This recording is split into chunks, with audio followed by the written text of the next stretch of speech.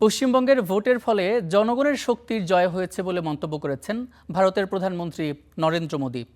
দিল্লিতে বিজেপির কেন্দ্রীয় সদর দপ্তরে দেওয়া ভাষণে পশ্চিমবঙ্গের জনগণের প্রতি কৃতজ্ঞতা জানিয়ে তিনি বলেন, বিজেপি মানুষের স্বপ্ন এবং প্রত্যাশা পূরণের সর্বোচ্চ চেষ্টা করবে।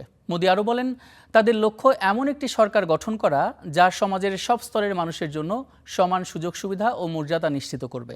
294 আসনের এই বিধানসভায় সরকার গঠনের জন্য কোনো দলের প্রয়োজন 148 আসনে জয়। 292 আসনের ফলাফলে এখন পর্যন্ত বিজেপি পেয়েছে 203টি আসন আর তৃণমূল পেয়েছে 74 আসন। এতে রাজ্য বিজেপি সরকার গঠন করতে যাচ্ছে। রাজ্য বিজেপির নেতাকর্মীরা বিজয় উদযাপন করছে। জয়ের পথে থাকা বিজেপি সরকার গঠন করলে কে হতে পারেন মুখ্যমন্ত্রী, সে আলোচনাও শুরু হয়ে গেছে।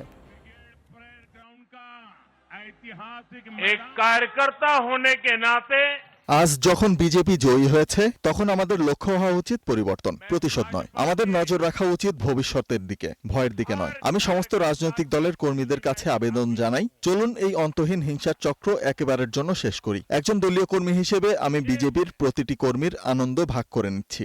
আজ নানা দিক থেকেই একটি বিশেষ দিন। देश के उज्जवल भविष्य की